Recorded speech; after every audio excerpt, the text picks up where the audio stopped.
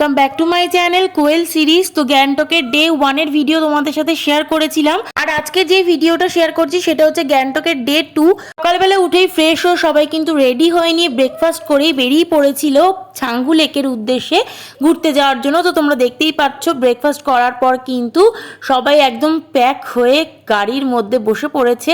আর এখানে কিন্তু তোমাদের কোনো গাড়ি করে ঘুরতে যাওয়ার কোনো এক্সট্রা চার্জ লাগবে না। আমি লাস্ট পার্টে কিন্তু সমস্ত কিছু ডিটেলস বলে দেবো পার হেড গ্যাংটক যেতে কত করে পড়েছিল।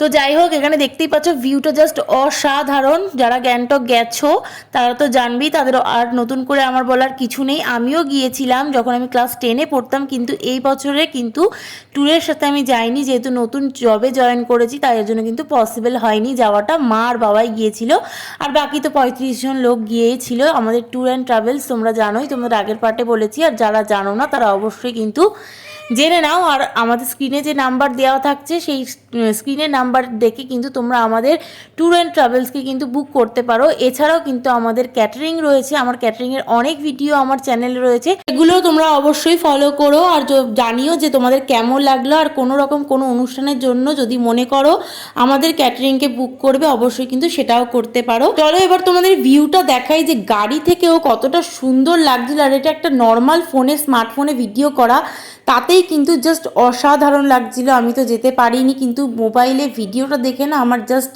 মনোমুগ্ধ হয়ে গেছে। আর যারা সামনেতেই গিয়েছিল তারা তো মানে কি বলবো, তারা তো ভীষণ ভীষণ খুশি। আর এখানে বরফ দেখলে তো বড়রাও কিন্তু একদম বাচ্চা হয়ে যায়।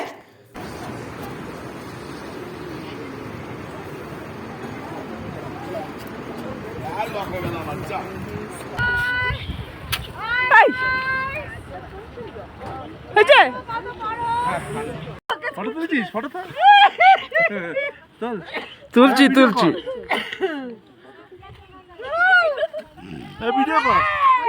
করছি।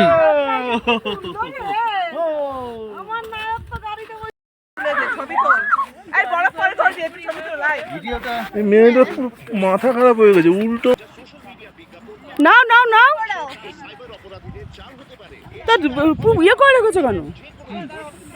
নাও। চলো কিছু পিকচার্স তোমাদের সাথে শেয়ার করি। আর এখান থেকে ছাঙ্গু লেক থেকে বেরিয়ে কিন্তু যাওয়া হয়েছিল বাবা মন্দির। এবার যারা গ্যাংটক যাওনি তারা হয়তো ভাবতে পারো যে বাবা মন্দির কথাটার মিন্স হচ্ছে ভোলেনাথ, আমরা যেটাকে শিবশম্ভু বাবা বলে জানি। তো এটা কিন্তু কোনো শিবশম্ভুর মন্দির নয়, শিব ঠাকুরের মন্দির নয়, এটা হচ্ছে একজন সৈনিক, তার সমাধি হিসাবেই কিন্তু এই বাবা মন্দির নামে এটা পরিচিত।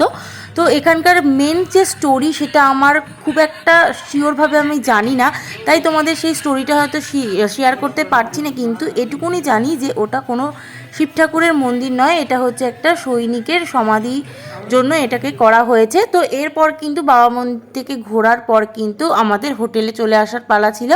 এরপর এখানেই কিন্তু দুপুরের লাঞ্চও সার্ভ করা হয়েছিল হোটেলে এসে। আর সেদিনকে লাঞ্চেও কিন্তু বেশ বাঙালিয়ানা খাবারই ছিল, তো যেটা সবাই বাঙালিরা পছন্দ করে, ডাল ভাত তরকারি মাছ এইসবই ছিল। তো চলো মেনুটা কি ছিল দেখে নিই। তো ছিল হচ্ছে দেখো সাদা গরম গরম ভাত, যেটা মা একদম সুন্দর করে সার্ভ করে নিচ্ছে। তোমাদের তো আগেই বলেছিলাম যে মা সমস্ত ভিডিও করেছে, আর আমি ভাবতেই পারছি না যে মা এত সুন্দর করে ভিডিও করেছে যে কি বলবো, একদম কিন্তু প্রফেশনালভাবে। আমি ভেবেছিলাম হয়তো নড়িয়ে চড়িয়ে দেবে, যাই হোক এটা কিন্তু ভালোই করেছে ভিডিওগুলো। আর দেখে না, সেদিনকে লাঞ্চে ছিল হচ্ছে ভাত আলু ভাজা, ডাল, একটা ভেন্ডি আলুর সবজি, আর সাথে ছিল মাছ আর চাটনি, আর তো থাকবেই কম্পালসারি, আর আচারও কিন্তু থাকবে, সাথে পেঁয়াজ আর কাঁচা লঙ্কা। এরপর বিকেলবেলা কিন্তু সবাই মিলে ঘুরতে গিয়েছিল এমজি মার্কেট, যেটা কিন্তু গ্যাংটকেই। তো তোমরা এখানে কিন্তু এমজি মার্কেটেও ঘুরতে পারবে, এখানে কেনাকাটাও করতে পারবে। তো এই সুন্দর এমজি মার্কেটটা হচ্ছে মহাত্মা গান্ধী মার্কেট বলেই পরিচিত, সেটা তোমরা তো দেখলেই স্ট্যাচুতে ছিল। এরপর সন্ধেবেলা সবাই মিলে একটু মোমো পার্টি করেছিল, তো মোমোর ছবিটাই দিয়ে দিলাম। আর রাতের ডিনারে ছিল সবার জন্যই খাবার, ভাত খাবে যে ভাত, যে রুটি খাবে রুটি, সাথে কিন্তু ছিল চিকেন, আর ছিল হচ্ছে বেগুনি, সাথে ডেজার্ট আইটেমের মধ্যে ছিল হচ্ছে পায়েস, যেটা আগের দিনও ছিল।